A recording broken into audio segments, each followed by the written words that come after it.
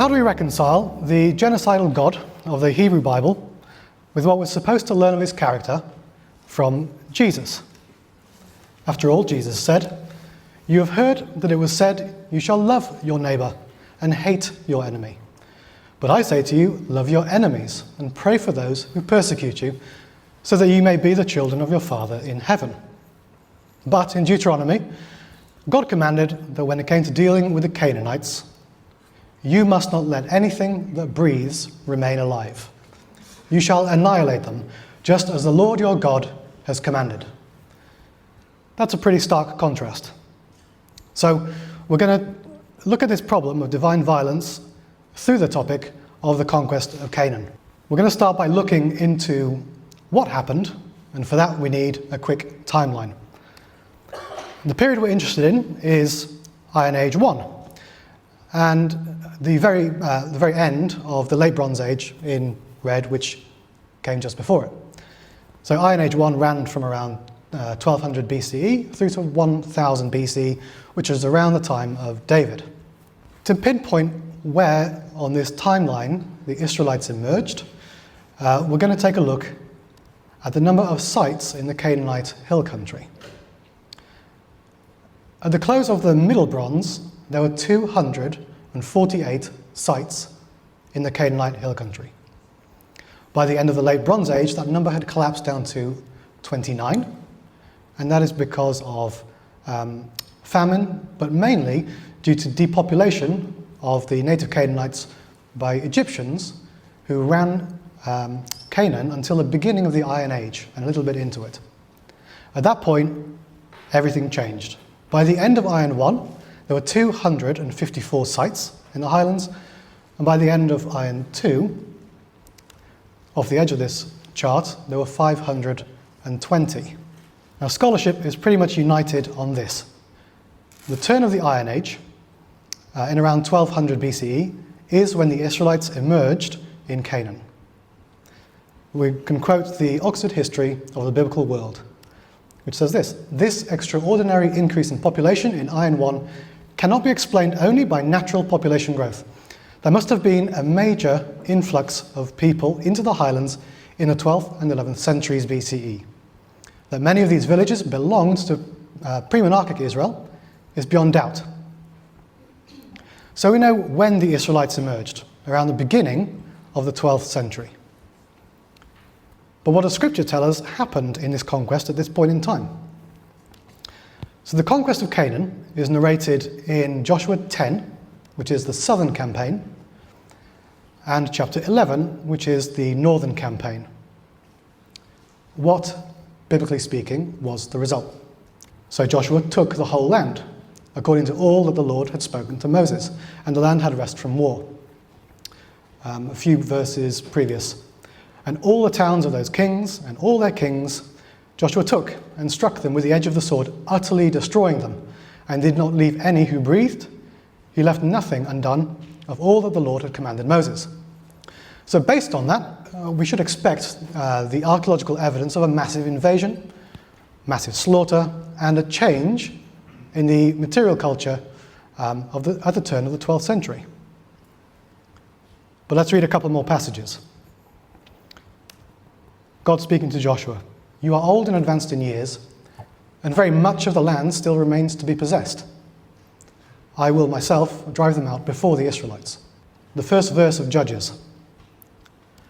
After the death of Joshua, the Israelites inquired of the Lord, "Who shall go up first for us against the Canaanites to fight against them?" Where it says first there, you can look at where this word is used elsewhere.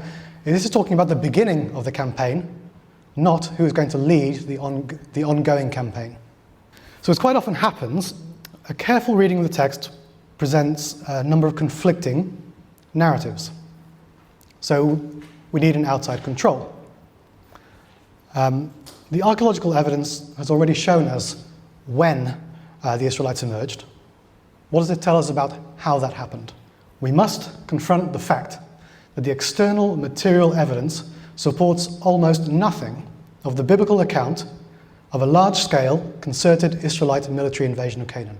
That is from one of the top people in this area, a guy called William Dever, and I could produce pages and pages of similar quotes. They're not just making this stuff up, this is based on mountains and mountains of evidence. The conquest that we read about simply did not happen. We're going to take a look at 3 examples of the sort of problems which have led people to come to this conclusion. The first is Jericho. In the final stage of the Late Bronze, the site was unoccupied. There were no walls for Joshua to walk around. There wasn't a city to burn. Next in the conquest account, Ai. A long gap in occupation followed the large early Bronze Age city Ai until a small village was established there during the Israelite settlement in the 12th and 11th centuries BCE. By the time Joshua was supposed to have turned up to Ai, it had been destroyed and uninhabited for almost exactly 1,000 years. However, it is Gibeon that gives us a much bigger headache. We're told that Gibeon was a large city, like one of the royal cities. What sort of size city does it have in mind? If you drive a couple hours north, you end up in a place called Hazor. It was the largest city in the wider region at this time. There it is. It was very much a royal city. Now, let's superimpose Gibeon, that large city, like one of the royal cities, on top of Hazor, as it was at this time.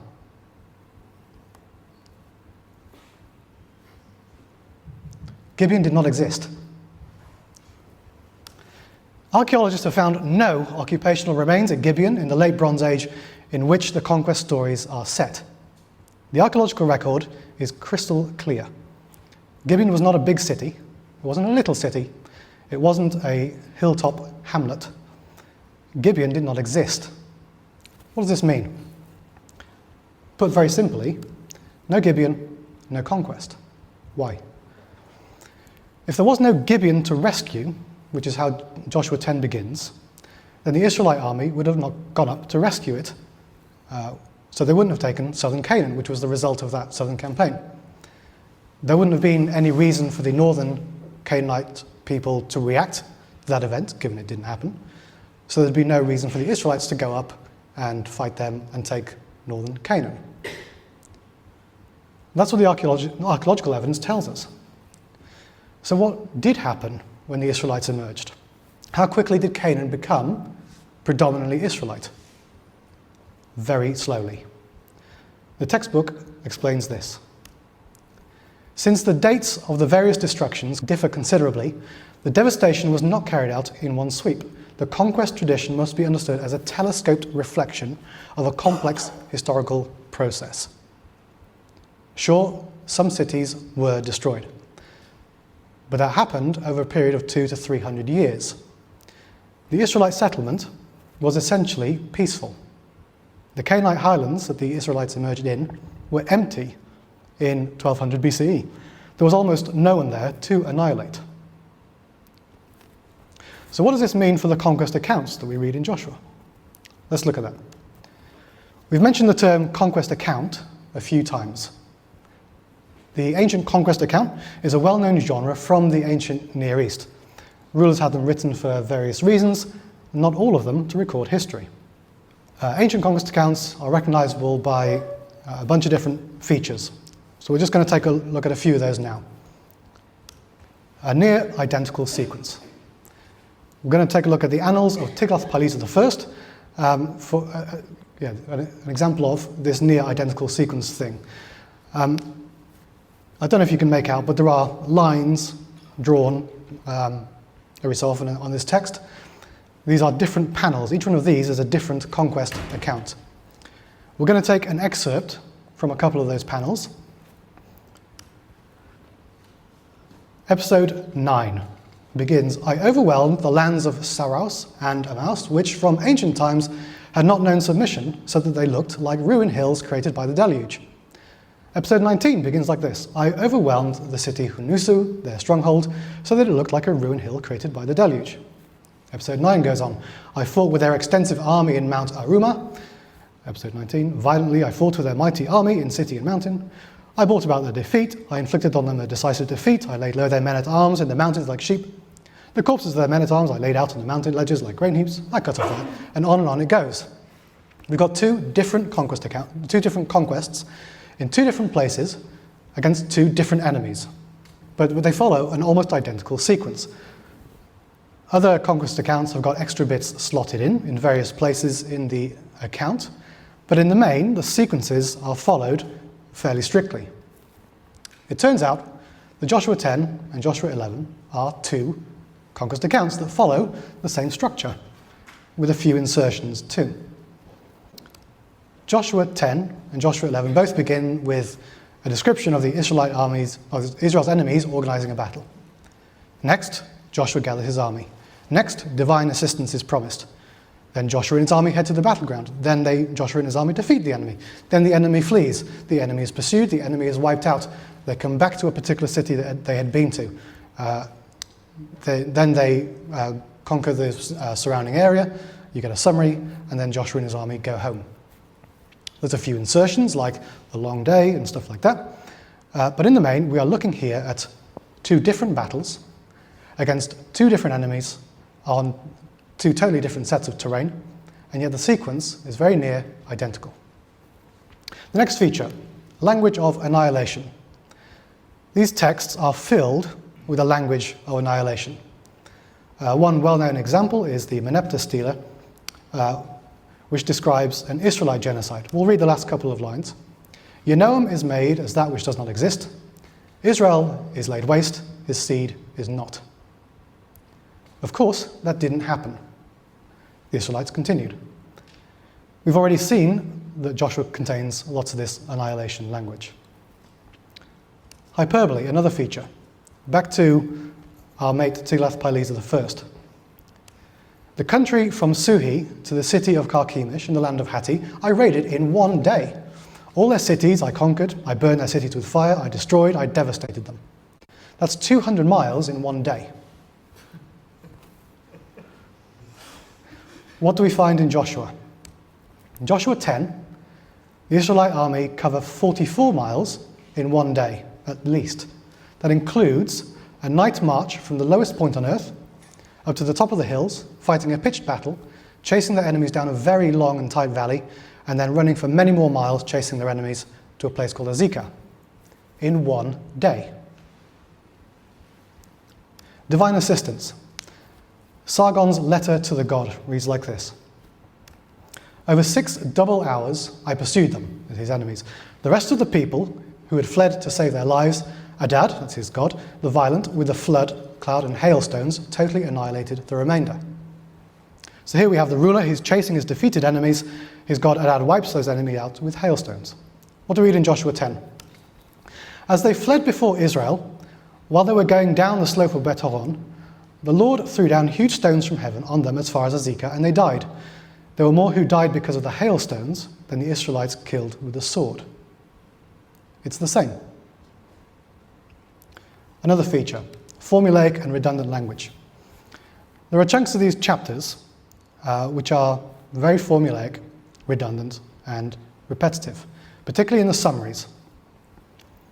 So these verses here are a few which follow a fairly strict pattern, and you can see with the different colours, the various bits pulled out to show what's being repeated. And once you take a look, you can see what the formula is. It's something a bit like this. Joshua went from A with all Israel to B, laid siege to it, assaulted it, and on it goes. And this formula fits the great majority of the summary verses that we're given. It's formulaic, repetitive, and redundant. Finally, the last feature, focus on the leader. Here's an excerpt from the Kadesh battle inscription of Ramses II when he faced an army like the sand on the seashore. His Majesty slew the entire force of the foe. His Majesty slaughtered them in their places. They sprawled before his horses, and His Majesty was alone, none other with him. What an absolute hero. This isn't history. Scholars tell us that this battle was a draw. Pharaoh did not single-handedly annihilate an entire army. It's quite clear what the author is up to here. He's not interested in history. His job is really to glorify Ramses II. What do we find in Joshua 10 and 11? You won't find many verses in those two chapters, apart from the introductions, where Joshua somehow doesn't feature. These chapters are more about Joshua than they are about the Israelite army, more than they are about conquest. Even the insertion in Joshua 10 about the sun stopping in the sky, it tells us what was amazing about that. And what's amazing about it is not that the sun stopped in the sky, it's that God listened to Joshua. A detail I'd never seen before it was pointed out to me. So Joshua 10 and 11 are classic examples of this genre, of this ancient conquest account genre. And once you know the genre, you see it very clearly. If you don't know it, you don't see it. It's a bit like this. Who can see what this is a picture of? Millennials, do not let me down. Can I put my nose against the screen? Is it a shark? Brilliant. If you just see colourful static, you do not know how to interpret this image. If you can see a shark, you do know. You need to know the interpretive rules of a particular genre in order to understand it the way the author intended it to be understood. Come on, who can see the shark? Brilliant. One guy. The importance of genre. One guy in how many people? Come on. Ancient conquest accounts are not accurate reports of historical events. They were never intended to be. What we read in Joshua 10 and Joshua 11 that are filled with the language of genocide, they were not intended to be accurate history writing. So if the authors of Joshua 10 and 11 weren't writing history, and the archaeological record is pretty clear that there was no conquest, the only conclusion you can come to is this: there was no genocide. And if that makes you uncomfortable, that there was no genocide, that might be something to reflect on. There's an obvious question. Why, then, did God command genocide? Let's read a little wider. Little by little, I will drive them out from before you, until you have increased and possessed the land. These are the nations that the Lord left to test all those in Israel. So the situation is considerably more complicated than God commanded genocide. Here we read that God would drive the Canaanites out himself over a period of generations. And in the second one, we find that it wasn't God's intention to have the Canaanites wiped out at all. He wanted them left. So what is the deal then with Deuteronomy 20? Now this is where things get quite jarring and difficult compared to the way we're used to reading the biblical text, thinking about who wrote it and when. Consensus in biblical studies is pretty rare, but it does exist. And we're going to look now, with the rest of our time, at one particular viewpoint. To the extent that any position in biblical studies can be regarded as the consensus viewpoint, the existence of the Deuteronomistic history has achieved almost canonical status.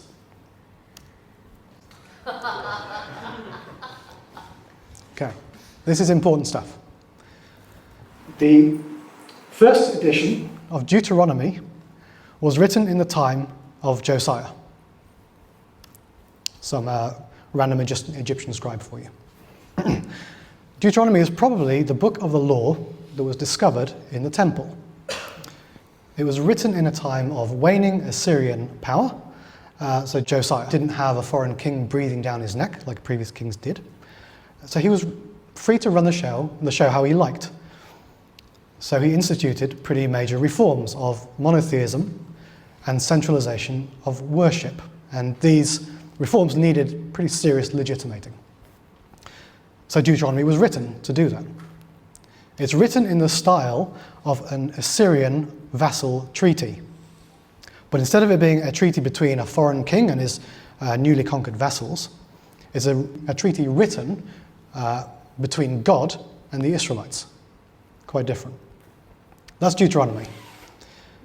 The Deuteronomistic history, written by the same people, is a history of Israel and Judah, that was put together by moulding ancient sources and sometimes conflicting stories. It's made up of Joshua, Judges, Samuel, and Kings. Those are the books of the Deuteronomistic history. They were written not to be taught as history lessons in school, but rather they were a narrative used to legitimate Josiah's reforms. They show you what happens if you don't keep your end of the vassal treaty that you read in Deuteronomy. A big part of why it was written was to create an us versus them narrative, which is where the conquest accounts come in, with genocide, annihilation, divine assistance, and all that stuff. So here's a really good summary of Joshua's place in this Deuteronomistic history. We're not dealing in Joshua with a factual report of the ways of ancient warfare. Rather, the slaughter of the Canaanites is presented as a theologically correct ideal. This is from a textbook by one of the top people in Hebrew Bible. This is really important. A theologically correct ideal. It is not history. It was not intended to be history.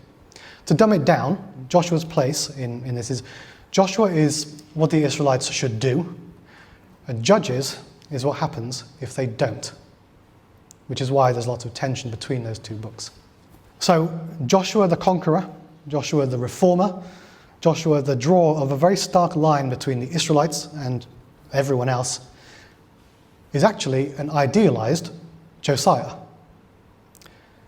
The concluding paragraph from one paper which really pulls together all the evidence for this stuff, it goes into it in great detail. It says this: the Joshua of the Deuteronomist is in many ways a thinly disguised Josianic figure who acts out the events of the Deuteronomist's own day on the stage of the classical past.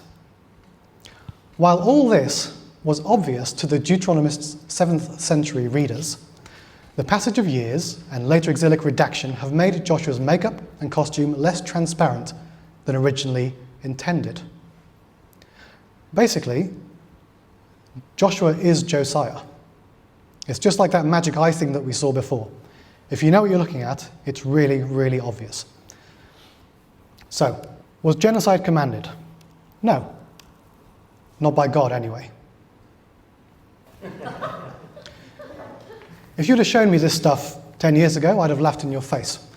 I'd have said something about not trusting biblical scholars because bias, assumptions, inspiration. The thing is, the real issue is none of those things. The issue is our literal by default approach to the text. What if the authors did not intend what they wrote to be taken at face value by people in the 21st century in a Western context? What if they weren't writing in the genre of modern history books? What if they were using genres that were totally foreign to us? Now, sure, this stuff is pretty unnerving and difficult when we first come across the idea, but from my own experience, it's really not a big deal once you get used to it. So to come back to what we started with, how do we reconcile the genocidal God of the Hebrew Bible with what we're supposed to learn about his character from Jesus? It seems to me that the best thing to do is to internalize the opening of Hebrews 1. Long ago, God spoke to our ancestors in many and various ways by the prophets, but in these last days, he has spoken to us by a Son. He is the reflection of God's glory and the exact imprint of God's very being. In other words, as revelations of God's character go, Jesus is greater than the Bible. So we really shouldn't be surprised then to find that scholars telling us that God actually didn't command Moses and Joshua to annihilate the Canaanites. That should not be a surprise to us. And where these two different revelations of God's character differ, the revelation that we see of God in Jesus really should trump the revelation of God that we see in the Hebrew Bible. We've got to read Scripture with that in mind. And if we do learn to read Scripture that way, the more Christ-like our God will become.